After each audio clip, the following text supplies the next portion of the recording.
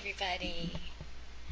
Um, so it's still quite early in the morning time, but I figured that I would pick this up quite early because there has been many things that I have been experiencing. I know in my last few videos I have been expressing how my ego mind is presenting me with thoughts that I'm choosing to accept, and therefore I'm experiencing bouts of frustration and annoyance and self-doubt and worry and all of these things. I have also articulated quite clearly that these feelings and experiences are completely unnecessary and not justified by any means. That as we remember ourselves as children of God, that it is impossible to suffer, that it is impossible to experience things happening to you and against you, as nothing ever happens to us or against us, but rather we accept what the external world has to say and we take things personally. We take it as if it is an attack on the self. Whereas in reality what it is it's your ego is feeling attacked. Your ego is feeling that it must defend itself because it's feeling hurt or that it has nothing else to hold on to, or whatever the reasonings may be for the insane mind of the ego. But that's what it does, is it attacks when it feels that it's being disrupted. And therefore I've been experiencing that lately a lot, and I've been sharing that with all of you. And so now today, when I pick up the camera recorder, I am here to share the process in which I went through in order to ensure that the root cause of these so-called problems that I've been having, these negative feelings and experiences, that when you truly give your mind to healing and you truly want to learn through these experiences that life has given us instead of being subject to them and taking them personally, that we really truly can experience miraculous things. Last night was powerful for me. Actually all day yesterday. I was in bed in the morning in my mind with God all morning. And I was allowing myself to watch how I was handling situations in regards to getting lost. In regards to, the self-doubts, if I can actually fully accept my part in God's plan, which I.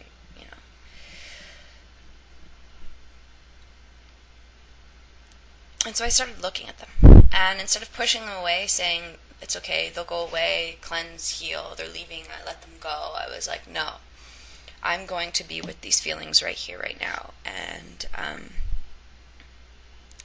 I looked at them in the face. And I recognized that,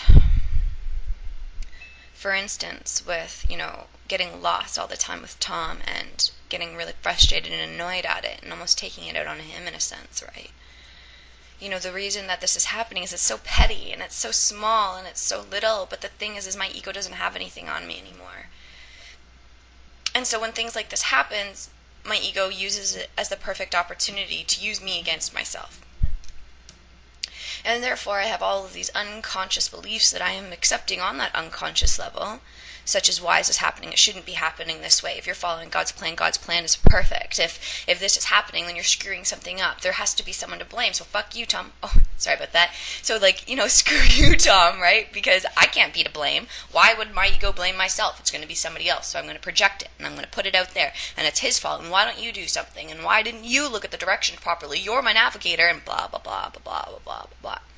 All of these thoughts, I am accepting as true. And all of these thoughts I am using as my means to defend myself, as my means to feel that my frustrations and my anxieties and, all of these things are justified.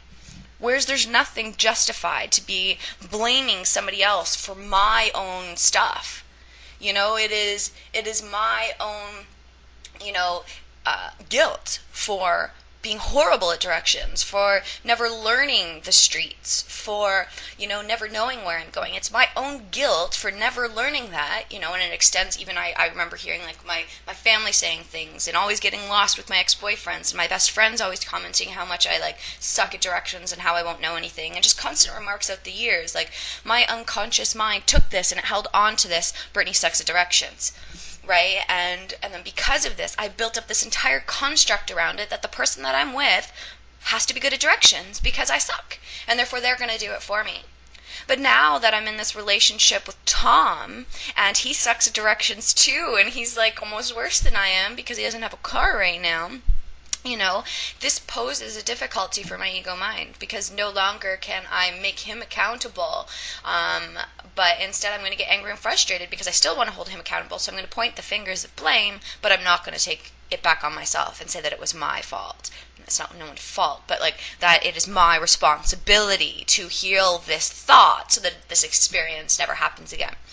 So I've taken full responsibility for this. I've stopped blaming Tom. I've stopped saying that it was his fault. And I took it within my mind last night and yesterday.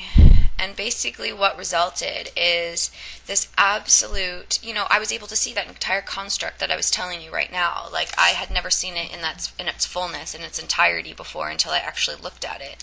And when I saw it, you see how absurd it is. You see the insanity behind it, and that my ego is using it for its own purposes so that I can blame Tom and that I can feel frustrated and guilty. That's what ego does, but I don't need that. That is not who I am.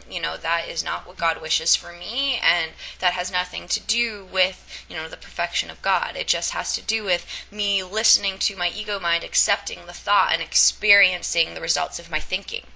That's all. So this small incident that I experienced with the car and like no directions or blah blah blah, right, is the same thing that we all deal with.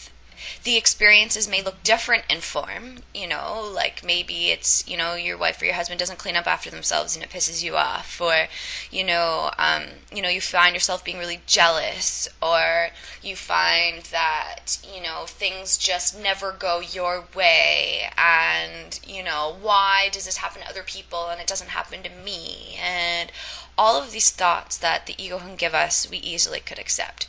But instead of accepting them, when we recognize that we feel anything but love, we must look at those thoughts. We must question them. We must ask, why are they there? What's the source? What's the basis? Why do I value this thought so much? Right? Because when we value a thought, we're going to defend it, we're going to justify it, and we are going to attack. We are going to project it onto somebody else. But when we recognize that our true thoughts that are one with God, basically those thoughts are meant to be shared, so they're not meant to be defended or attacked or justified, but in fact they're meant to be shared and given away as gifts to all of our brothers and sisters. So either we can be in the mind that separates, defends, attacks, and feels alone, or we can be in the mind that is one with God, sharing and giving and loving and peace and joy. It's still back to that same thought system. Is it fear or is it love? And so basically after this experience, I came downstairs and I had a wonderful, wonderful, wonderful conversation with my father. And he's obviously been a part of this journey and transformation of awakening with me. It's been the hardest part since I moved out for about a year or so, and that's when I endured the most changes significantly within myself, and I fully accepted my part in God's plan. And so when I moved back in after stuff happening with the family and I was guided to come home, ever since then it's been an adjustment period. Where did our happy-go-lucky, Brittany go? Not that I'm not happy-go-lucky, I'm more than ever before, but they almost see me as too happy-go-lucky. That I don't have my focus on this external world of making money, of finding a job, of doing all these things. I mean, obviously I have my practice and I work with people, but to me that's not a job. That's my part in God's plan, and the money comes for me. The money just shows up. I don't go and seek it or find it or feel that I have to make it or put that as a focus at all in any regard. I'm using the universal powers that God has given us freely. In my experience, and my family's getting to watch this, and therefore they're getting to experience the effects of my thinking by watching it happen around them. It's beautiful, right? And so now I've surrendered to the idea that, like, I don't have to, basically get my dad and my brother and my family to understand me. It has nothing to do with that. I just have to be me and do my part. And through this experience, they're watching and they're seeing and they're recognizing the powerful changes within me, within my life, and then ultimately within theirs, because we engage and interact with one another. And so we definitely, my dad is all about the money and the market. And I'm all about spirituality and God. And we have come to a place of agreement and understanding and recognizing that what is happening in form, what is happening in money, is replicating the changes of what's happening within our own minds. Collectively, universally, ourselves as a whole of humanity is sick. We are living our lives in illusion and therefore thinking we're doomed to suffering and war and death and sin, and therefore we are afraid beyond all measure. The stock market is in the process of crashing. What did we have the other night? We had another tornado that went around here in Canada. We're having tsunamis all over the place, earthquakes, all of this stuff, major shifts, major changes. And so he is recognizing the shift in this global mass awakening, as am I. And we came to a place yesterday of mutual understanding that we both see it, we both understand it, just two different spectrums, and that's okay. That I don't have to force him to believe me. He doesn't have to force me to believe him, but we believe each other and trust each other in what we know and what our part is, and we're here to just love one another and be with one another. And then basically a few words in which my dad had said that really struck me was basically he just said, wow, like we are going through a massive global awakening. Yes, Dad, we are. Thank you. Yes, that was just another confirmation from the Holy Spirit within my father that I needed to see and experience and hear. And then throughout that day, I went and I saw 3 more clients. 2 of them were kids, 13 years old, and another one was a new client. And wonderful experiences with them. And then afterwards, I met one of my old clients, Erin, who's now a beautiful, beautiful soul. She always was, but she's absolutely blossomed. I started working with her a year ago. And I'm sure she'll be okay with me telling her story, but when she first came to me, she was extremely depressed, absolutely suicidal, couldn't move from where she was, and very just isolated and stuck and didn't know where to go, and basically I was her last hope. When we connected, we started working together just about every week for months. Now I saw her today, and she's at this point of absolute global awakening with us all. This was again another confirmation that came forward to me, and the evening was through her, how she was saying how she's feeling all these changes on a deep, deep soul level, and she's knowing that it's happening, and she's knowing that, it's really time to focus on, herself, and now she's going to travel around Ireland and really, really connect with who she is, and, asking huge questions about the power of our mind, and that we can live as children of God, and we don't have to live in this split mind of ego, and to just be able to see her and her drastic and amazing, incredible changes with her own internal teacher just blows my mind. And I know I assisted in this process, but it has nothing to do with me.